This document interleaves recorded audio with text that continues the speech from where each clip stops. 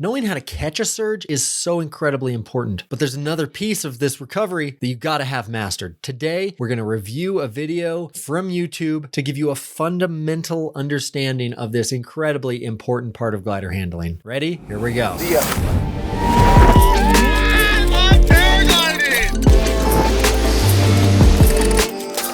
See ya!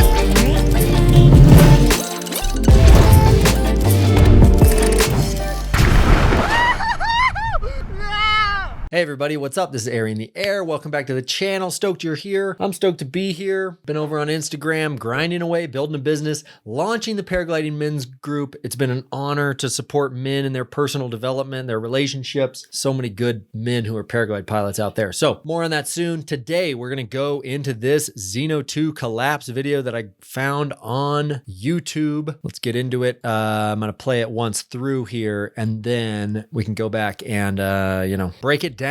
Okay, let's watch it through once here. Okay, so he's flying along the ridge. And then, oh shit, slow motion, pants pooping, reinflating, pull the brakes. Oh God, it's shooting so hard, still shooting. How is it still shooting? Oh my God, is it stalled? But it's below me. How is it stalled below me? Look at my hands below the seatboard on both sides. Glider still frontaling here. And then what happens? Hands up at the perfect moment, flies away without a problem.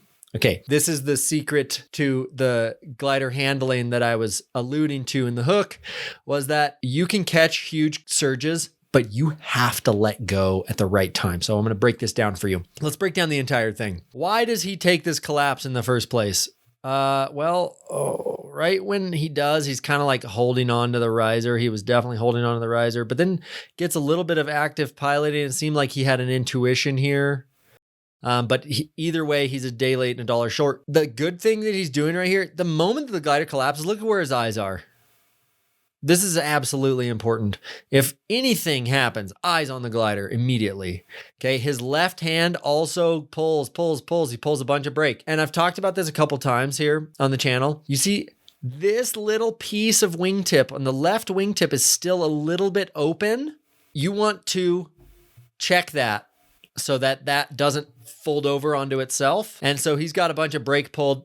As the glider starts to open up, he goes hands up on that side and he's checking the open side of the glider that is flying. Okay, so now he's on the right brake, slowing that side down, which is exactly what needs to happen. Here in this configuration, this looks similar to a glider that is infinity tumbling, right? AKA like really, really powerful chute. It's very far behind him. It's almost on the horizon and it's about to shoot really freaking hard. And it does. So look at this. He does some funky things. So basically, there's a couple things. One, the right wingtip here is actually stalled, even though it's far out in front of him. You can tell that because this wingtip, oh no, it's curling back. You see that?